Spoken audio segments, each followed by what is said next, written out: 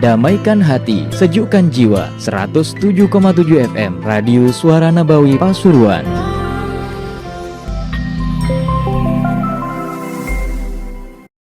Fatihah Biniyah Al-Futuh wal-Munu Rusuh Al-Salah al-Jasad wal-Ruh Tubin Nasuh Ya arwah walidina wa walidikum wa muatina wa muatikum wa muatir muslimin wa ta'lim wa ta'lim wa lifa'da wa sifada wa litifah khususan laruh Al-Habib Muhammad Ad-Dar bin Syekh Bakar bin Salim wa ultum mauli al-baldah wa man amara hadal masjid wa sa'ala fi minati hadal ma'adad wa hadar fi hadal majlis sabiqan wa lahiqan anna Allah taghashahum birrahmah farasim wa jannah wa yakhtim lana wa lakum husna fi khair lutuf afiyah wa ila hadratin nabi Muhammad sallallahu alaihi wasallam. Al-Fatihah.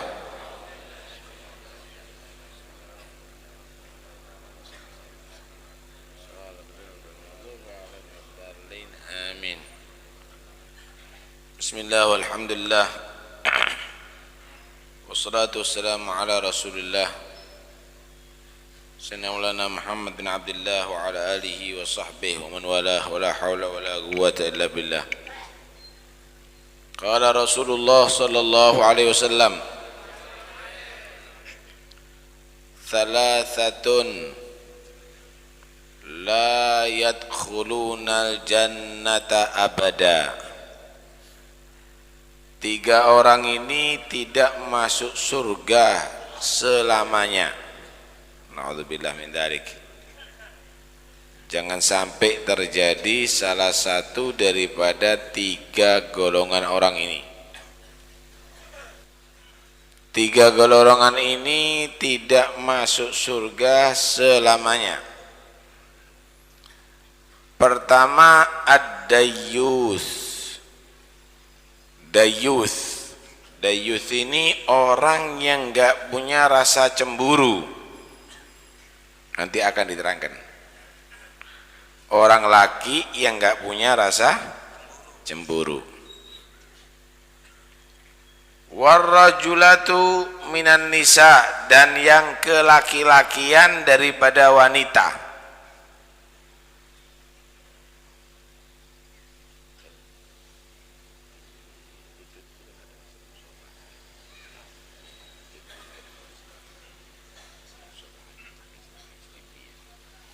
Warrajulatu minan nisa, dan yang kelaki-lakian daripada wanita. Perempuan tapi bersikap seperti laki-laki. Wa mudminul khamri, yang ketiga orang yang kecanduan khamr, kecanduan minuman keras, termasuk kecanduan daripada narkoba, ganja, opium, dan seterusnya. Qalu, maka berkata para sahabat, ya Rasulullah, wahai Rasulullah, arafna mudminal khamri, kami mengenal orang yang kecanduan khamr, kecanduan minuman keras. Famanid dayuth, maka siapakah orang yang disebut laki-laki yang tidak punya cemburu itu? Siapa dayuth itu? Qala, maka Nabi berkata, alladzi la yubali, yaitu orang yang tidak peduli, itu rajul, itu alladzi man dakhala ala ahli, siapa saja yang masuk kepada keluarganya.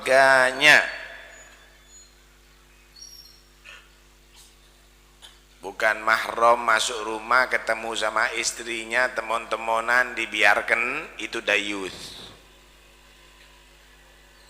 Oh, atasi orang biasa loh. Itu termasuk dayuth, laki-laki yang tidak punya rasa cemburu.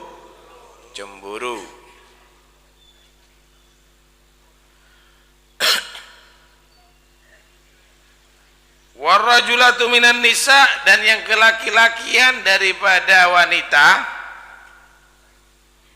allati tatashabbahu, yaitu wanita yang menyerupai birrijal, dengan laki-laki. 3 golongan ini nggak masuk surga kata Nabi. Kita bahas pertama ad-dayyuth, orang yang nggak punya cemburu. Laki-laki itu harus punya cemburu. Kalau laki-laki nggak punya cemburu itu nggak sempurna. Sifatnya kecemburuan laki-laki itu adalah untuk menjaga istri dan anak-anaknya.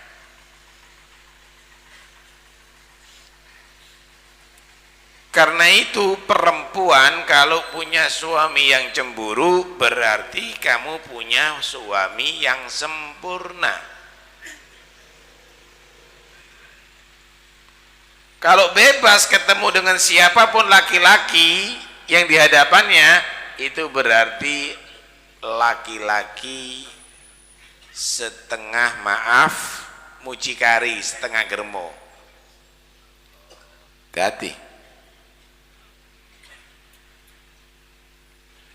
Semua laki-laki yang masuk di rumahnya dianggap nggak apa-apa. Teman-temanan sama istrinya dianggap biasa.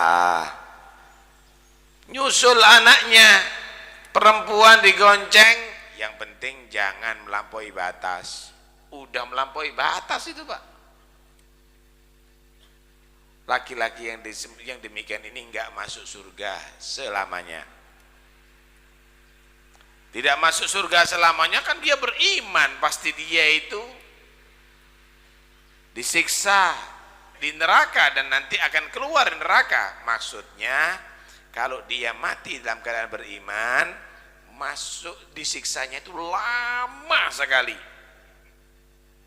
termasuk koret-koret nanti, termasuk orang-orang yang akhir yang keluar dari neraka. Karena itu harus dijaga itu. Jangan semua orang masuk rumah.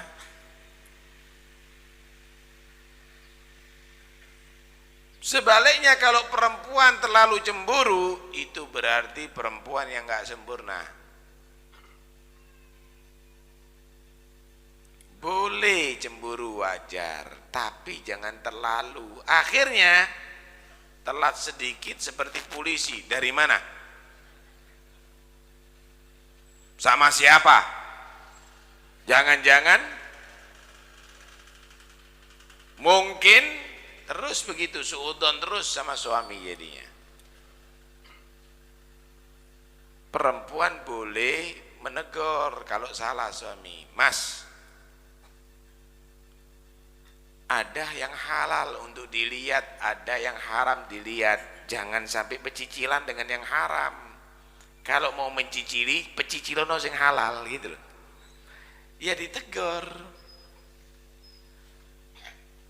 Mas, suami itu adalah pemimpin loh. Wa man yasta'if yu'ifahullah wa'ifu ta'ifa nisa'ukum.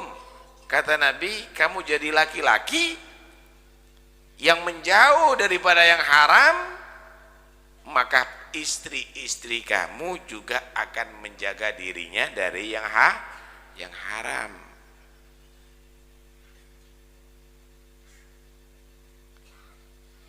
Diingatkan nggak apa-apa, tapi jangan keterlaluan kecemburuannya, nggak bener. Suudon jadinya sama suami. Hah? Ini sudah jadi salah kaprah ya. Dianggap udah biasa, malah ada yang berfatwa salaman dengan wanita yang bukan mahram itu nggak apa-apa, asal nggak dengan syahwat. Ngawur. 4 mazhab nggak ada yang model begitu. Maaf sampai ciuman nggak apa-apa. Hati-hati loh itu. Itu golongannya Hizbut Tahrir model begitu kalau fatwa.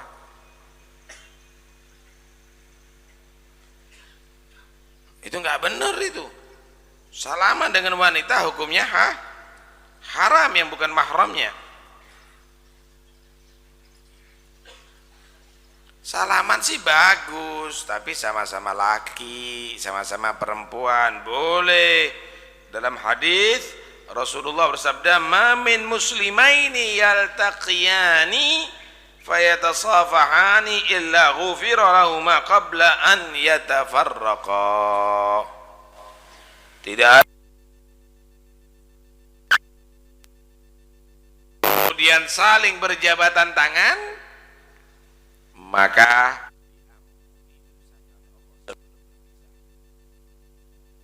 tasafahu yadhabul ghil min qulubikum.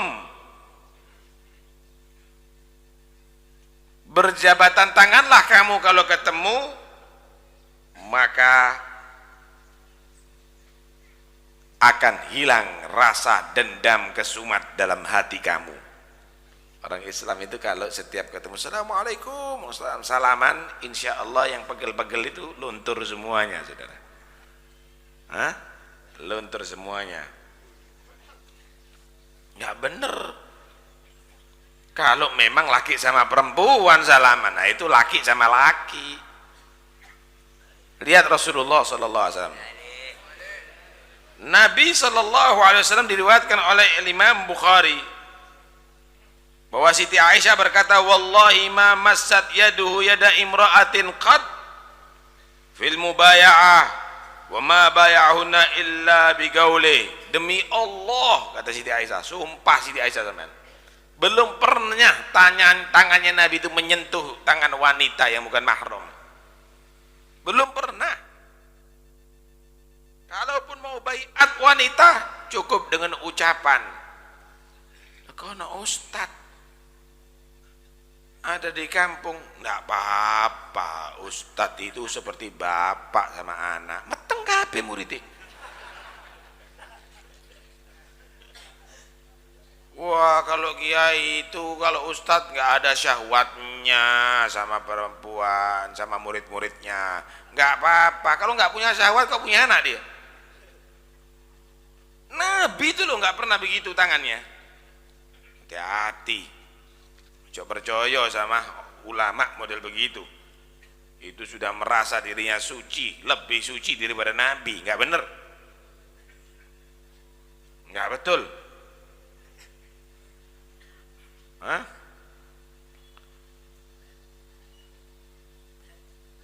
Karena itu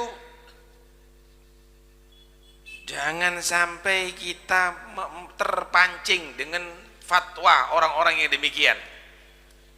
Mereka kadang-kadang mempelintir makna hadis. Saya nggak akan panjang lebar. Sebetulnya saya sudah buat satu risalah, satu pembahasan untuk masalah ini. Karena memang ada yang berpendapat model begitu itu, dan itu khargul ijma'. Itu bertentangan dengan kesepakatan ulama salaf. 4 madhab nggak ada yang model begitu. Muncul orang-orang yang baru sok lebih alim daripada Imam Syafi'i, Imam Abu Hanifah, Imam Malik, Imam Ahmad bin Hambal berfatwa dengan yang model-model dari itu. Hati-hati.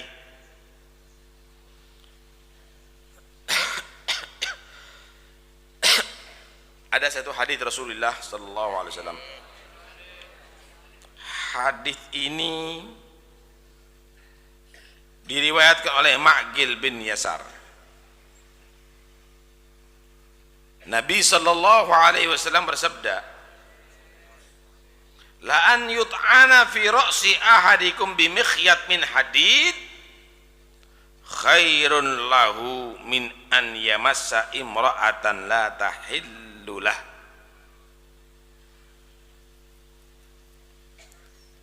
Seandainya paku ditancapkan ada di kepala salah satu di antara kamu, gimana rasanya?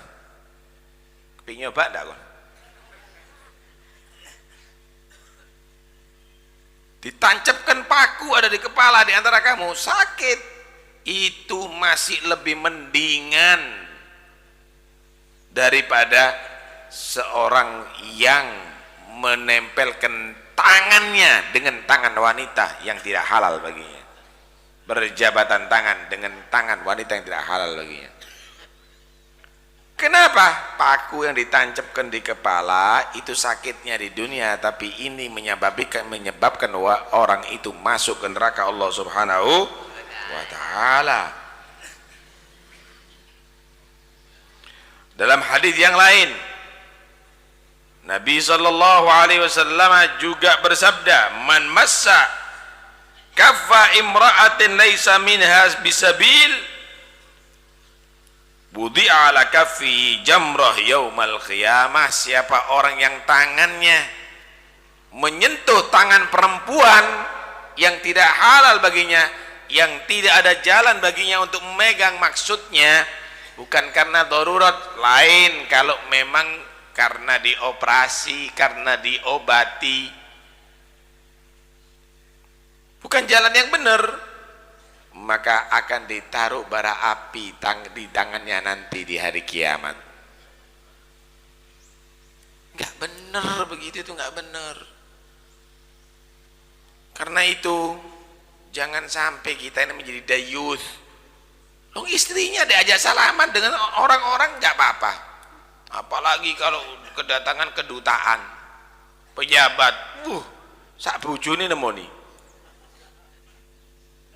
Ini bahaya, salah kaprah semuanya. Ustadz yang punya ilmu lagi kadang-kadang model begitu. Kadang-kadang kita ini heran, kok model ini ya orang-orang ini. Tanggalan kadang-kadang penuh dengan gambar bunyai sekarang. Ini nggak bener, hati-hati loh ya. Tidak boleh demikian. Wanita itu harus disimpan dalam rumah, bukan gambarnya dipamerkan kemana-mana. Nggak betul itu. Itu termasuk bagian dayuth. Laki-laki yang tidak pernah cemburu kalau istrinya, anak perempuannya disaksikan oleh mata laki-laki yang tidak halal baginya. Oleh. Loh, itu kan gambar. Terus apa gambar? Jangan kamu berdalih, itu kalau ngelihat ada di kaca nggak haram. Ya suruh, coba istri kamu, maaf, telanjang dilihat ada di kaca, nggak marah kamu? Tersinggung kamu? Sama aja Pak, istrinya orang lain nggak boleh dibegitukan. Udahlah, jangan buat fatwa macam-macam.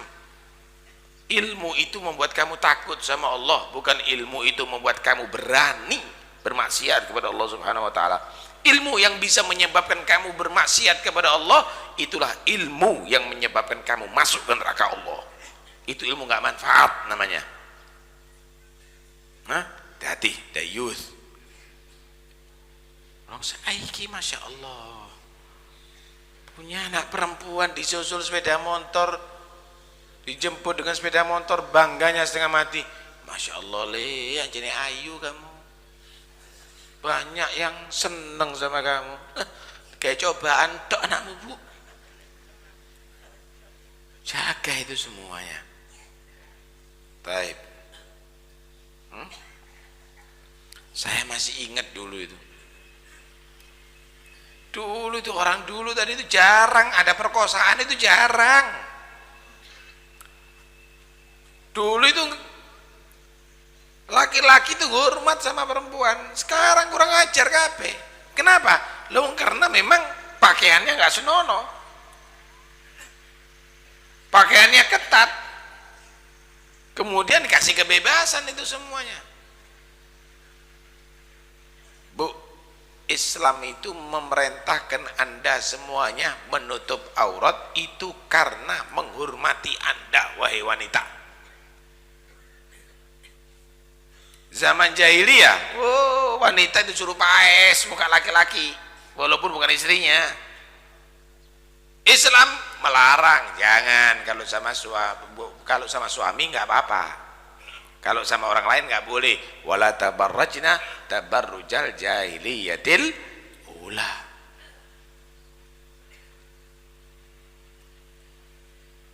Sekarang minor kabeh. Kalau untuk keluar rumah pakai lipstiknya, pakai bedaknya, make upnya, minyak wanginya, pakaiannya bagus-bagus. Akhirnya yang menikmati kecantikannya adalah orang yang tidak halal, walaupun dengan pandangan. Ada di rumah, lungset kok serbet. Silakan jadi perempuan yang tercantik, tapi untuk suami yang halal baginya. Begitu seharusnya. Keluar rumah, baunya luar biasa. 200 meter belum sampai, minyaknya udah sampai duluan. Ada di rumah, ambu jurut. Hati-hati wanita ya. Lah Anda kalau kelihatan anaknya nggak pakai jilbab, tegur, nak pakai jilbab. Nak jangan pakaian begini, itu ketat semuanya tubuh kamu, ketok kabeh ngono. Pakai pakaian yang kombor. Nggak bener nak. Nah gawe kudung aja dicantol nang ngono. Lho ndas koyo cantolan. Pakai kudung, burine dak digudungi. Ngarepe mekrok. Tutupan betul begitu. Ditegur anaknya. Biar anak tadi itu punya rasa malu. Seakan kasihan masa depannya nanti kalau model begitu. Terjadinya perselingkuhan wanita, terjadinya pemerkosaan, itu semata-mata karena wanita tidak menutup auratnya, dan karena suami orang tua dayuth yang tidak punya cemburu, saudara. Tapi insya Allah kalau punya cemburu nggak sampai begitu. Saya masih ingat dulu itu rumah orang-orang dulu itu, pintunya itu pasti ada gandolannya itu. Jadi kalau sampean masuk rumah-rumah dulu, pondok-pondok dulu, ada gandolan besinya. Jadi kalau dibuka pasti nutup dewe kretek. Itu mukanya masih dikasih keri, kerinya ditutup sama kebo. Saya masih ingat itu. Jadi kalau buka gitu tutup sendiri pintunya, ditutup keri, masih kerinya masih ditutup kebo. Jadi kalau belanja itu inceng-inceng ada di kebo tadi itu, beli itu beli ini, saiki metu kabeh. Metu kabeh. Ya kacau kalau model begitu. Sampai jangan mau difitnah sama orang-orang Yahudi, sama orang-orang Nasoro. Jangan mau difitnah. Wah, Islam itu tidak menghargai wanita. Siapa bilang itu juga? Itu satu bentuk penghargaan terhadap wanita. Tuh lihat wanita yang ada di barat. Mereka tadi itu jarang gadis itu. Terus kayak coba-cobaan tok. Itu yang berharga, kebebasan melalui begitu. Tuh lihat bagaimana orang Hindu yang ngelamar itu bukan laki ngelamar wanita, Pak. Wanita ngelamar laki, maharnya wanita ngasih kepada laki. Laki itu raja, wanita yang bekerja, makanya kan dempal-dempal.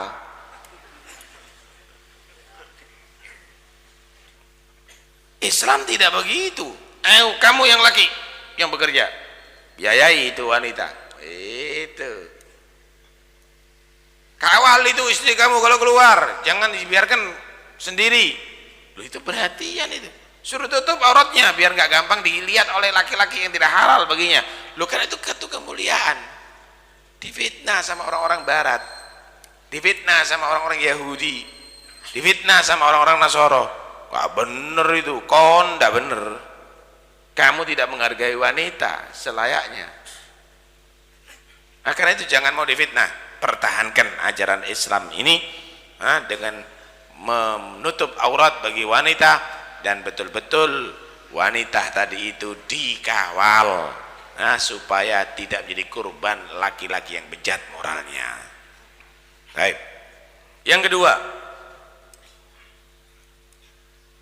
3 golongan ini masuk neraka seterusnya. Dalam arti lama disiksa di neraka kalau dia mati beriman. Yang kedua apa? Wanita yang kelaki-lakian. Wanita pakai jin, kemudian pakaiannya ketat, rambutnya mini, pakai tato lagi, pakai sepeda motor. Loh, wanita apa ini? Wanita itu Bu, yang menarik itu kalau halus, tutur katarnya, kemudian maaf, bodi tubuhnya bagus, bersih, masaknya enak, pandai merawat diri, merawat kamar, bagus melayani suami. Itu wanita yang hebat. Ini ndak tak tempiling gini kan. Iki wong wedok opo yang ini? Jadi preman. Naudzubillah min dzalik. Apalagi kadang-kadang kalau olahraga, wih, itu bukan olahraga, itu pamer tubuh, megal-megol. Akhirnya yang sehat bokong edok itu. Silahkan kamu olahraga, tapi di tempat yang tertutup, jangan di depan umum. Kasihan diri kamu, tubuh kamu tadi itu akhirnya untuk merangsang laki-laki yang melihat. Ya opo sih konegi, pakaian model begitu seharusnya di kamar lah, kono di stadion kuwi opo. Murah temen tubuhnya orang ini. Karena itu jangan terprovokasi. Jangan kamu tadi itu hanya ingin maju, tapi justru kamu jeblok akhlaknya. Sekarang kadang-kadang melampaui batas, menuntut kesetaraan. Setara itu apa sih? Setara itu apa? Setara itu bodoh, tanda. Setara itu dipersiskan pada posisinya, itu namanya setara. Dipersiskan pada posisinya, itu namanya setara. Saya mau tanya, satpam tempatnya di mana? Satpam itu jaga di pos, ya. Kemudian direktur tempatnya di mana? Ada di dalam kantor. Itu setara, itu namanya pada posisinya. Nggak bisa, harus sama terus Joko KB saat direkturi atau saat pami juga ada dalam kantornya, ya buyar model begitu. Setara itu maksudnya menaruh segala sesuatu persis dengan porsi dan posisi, itu setara. Laki dan wanita dalam Islam itu setara, tapi persis pada posisinya. Saya mau tanya, yang nyusui wanita, yang nyusui bayi itu siapa? Wanita. Setara, gak wis mes, sekarang harus setara, kone sing nyusoni gitu loh, pada posisinya itu persis. Loh, Islam mengatur begitu, setara tapi dalam porsi dan posisi. Difitnah, nggak bener Islam itu diskriminatif sama perempuan. Kok nggak ngerti, gak belajar Wan, kamu nggak mengerti. Kasihan itu wanita, gara-gara fitnahan tadi itu. Wah, nuntut kita harus sama, terus siapa samai? Jadi kuli. Kasihan kan? Akhirnya gulune wong wedok lagi gede-gede. Tangannya dempal-dempal. Jadi kuli. Kasihan kan? Setara dengan laki-laki akhirnya jaga pom bensin, Jam 2 malam wanita jaga 2 pom bensin. Anda bisa bayangkan. Kok mari ngono delon? Sopir truk wong wedok kok. Sopir bis wong wedok kok. Loh, kasihan kan model demikian. Coba kalau seandainya misalnya diatur porsi dan posisi. Juara 1 wanita masak yang enak, persis. Laki-laki Habib Taufik masakane enak, wah tidak pantas. Habib Hobi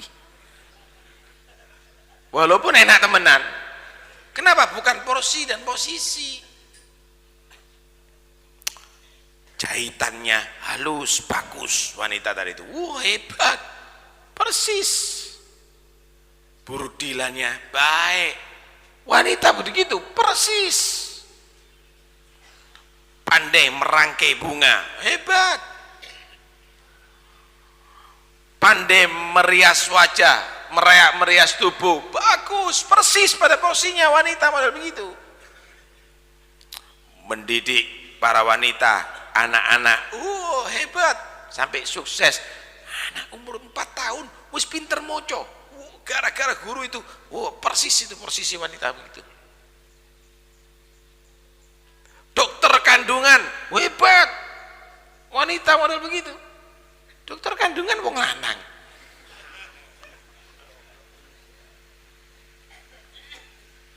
Persis. Dokter wanita, gak apa-apa, bagus. Untuk ngobati wanita-wanita yang sakit. Loh, api kalau begitu. Ahli komputer wanita, gak apa-apa, bagus. Untuk membantu suaminya biar tambah sukses. Bagus kalau model begitu. Ahli karate, sing lanang budul kabeh tangane. Loh, tidak pada porsi dan posisinya. Itu bukan gender, itu bukan kesetaraan, itu ngawur. Itu ngawur. Lihat, Nabi menyatakan termasuk 3 golongan yang masuk neraka, yaitu perempuan yang kelaki-lakian. Gimana kalau laki-laki seperti perempuan? Bodoh, dilaknat sama Allah. Laki tapi koyok perempuan, al-banjiyu. Loh, kalau disopo lembeng, keplaken. Ngejak gelut. Ya apa ya? Lho ngono ki ana sing gelem nyunyu ndak kaya? Model begitu tuh masih ada yang tertarik. Tuh lihat bagaimana manusia itu kadang-kadang lebih biadab daripada binatang. Ambil wong lanang tertarik. Pete iku lho. Nek ketemu padha jagone tukaran. Ndak ono tumpah-tumpahan. Wong sungi sih ono sih an. Wah.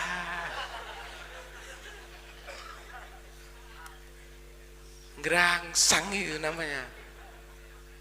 Masya Allah. Hati-hati.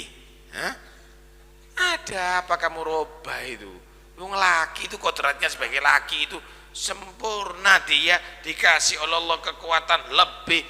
Wah, wawak gendut, dompal, lembeng. Iki opo modelnya kayak gini? Kasihan ya. Karena itu harus dibina untuk menjadi sesuai dengan kodrat yang Allah berikan. Protes wanita-wanita banci-banci, protes, kita adalah manusia yang harus dihormati. Kamu tidak menghormati diri kamu sendiri, Wan. Kamu itu merubah-rubah diri kamu sendiri. Loh, kamu dijadikan oleh Allah sebagai seorang wanita, lelaki, lah kok kamu menjadi seperti wanita? Kamu itu tidak menghormati diri kamu sendiri, nggak bener. Saya mau tanya, kalau disetarakan, Gimana kira-kira kalau presidennya kamu banci? Ayo. Polisi-polisi banci, tentara banci. Akhirnya bukan siap gerak, siap gerak. Loh, nggak bener gini nih. Nggak bener begini nih. Lah inilah kita difitnah lagi sama orang-orang Yahudi, orang Nasara. Islam itu tidak menghargai wanita, tidak menghargai manusia, itu hak asasi manusia. Goblok. Bukan gitu hak asasi. Haknya sebagai seorang manusia itu harus disesuaikan dengan kodratnya. Enggak tepat model begitu. Nah, karena itu harus disesuaikan. Itu orang yang normal, wajar. Sehingga normal no. Jangan nanti yang enggak normal enggak diobati, tidak dinormalkan, tapi semakin digonggong. Enggak benar itu. Nah. Kemudian yang ketiga, mudminu khamrin, orang yang kecanduan minuman keras. Ya Allah, ya Allah. Ini rupanya di akhir zaman ini minuman keras jadi hal yang biasa. Karena itu bapak-bapak lingkungan masing-masing dijaga. Ojo sungkan, lek ora wong mabuk tegur. Dia ndak biasa. Nanti akhirnya nekat wong mabuk-mabuk itu. Kalau sudah nekat jadi preman pasti ganggu sampean nanti. Tegesono. Mancene wong telu wedi kabeh sak sungi. Isini-sini ambek pitik ae sampeyan. Takkan ono. Di sini tidak menerima warga yang mabukan ya. Ojo mabuk daerah sini. Tak bedoi kon. Itu loh. Kenapa? Pasti akan membuat onar nantinya. Tahu khomer enggak? Khomer itu kalau dari segi bahasa dari khomaro itu menutup, karena itu kerudung disebut al-khimar, penutup kepala. Khomer itu menutupi akal. Orang yang minum khomer yang waras jadi seperti nggak punya akal. Karena itu kalau ngomong ngelantur, kalau jalan serentengan nggak teratur, perbuatannya ngawur. Karena itu ditegesi, yang gitu-gitu ditegesi. Biar enggak akhirnya ngajak yang lainnya. Kadang-kadang ngajak. Sak deso ada 2 yang suka mabuk, nanti akhirnya datangkan teman-teman dari luar 20 nantinya. Onar sudah. Membuat macam-macam, ditegesi. Kerjasama antara keamanan, antara pejabat, antara rakyat, gimana caranya daerahnya bersih daripada mudminu khamrin. Hati-hati kalau sudah menjadi mudminu khamrin, orang yang kecanduan khamr, Allah, itu bahayanya Pak. Nyetet sama khamr, sama minuman keras itu kalau nggak minum dia akan seperti orang senewen. Sama dengan orang yang ngerokok itu bingung. Itu bingungnya sama minuman keras. Karena itu betul-betul harus ditangani. Kasihan juga kalau dibiarkan sampai tuwek loh nanti. Sampai tuwek. Nah, di sini seharusnya pemerintah harus tegas. Lo minta rakyatnya enggak ada yang pecandu narkoba, tidak ada pecandu khomer, tapi pabrik khomer diizini.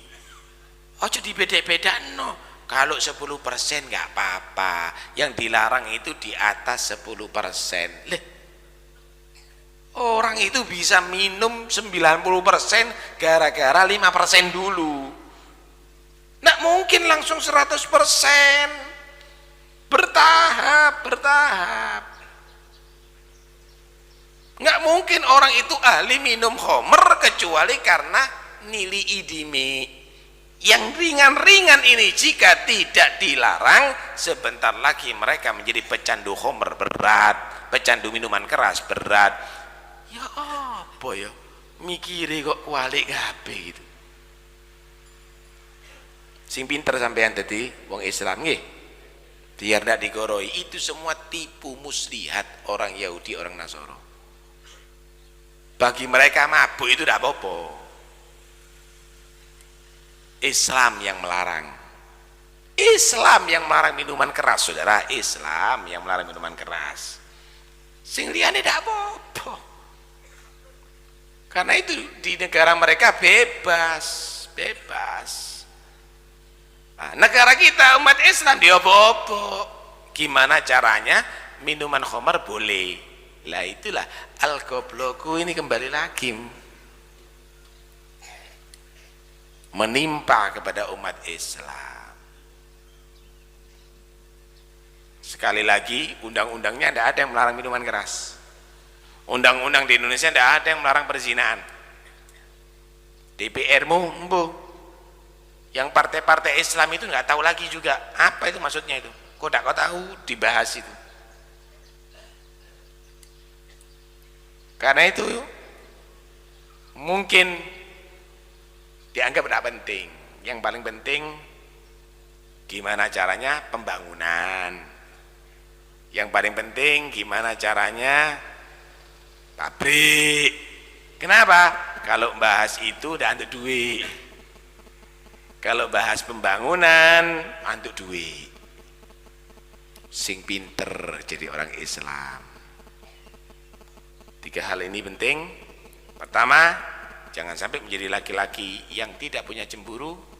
Jaga istri dan keluarganya, anak-anaknya, jangan sampai ketemu dengan laki-laki yang tidak halal.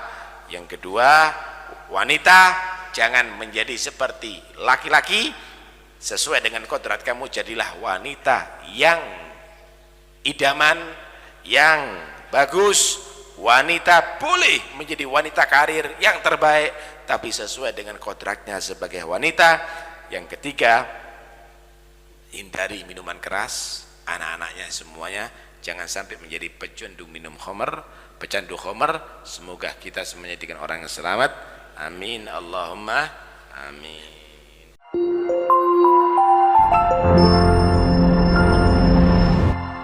Damaikan hati, sejukkan jiwa. 107,7 FM Radio Suara Nabawi Pasuruan.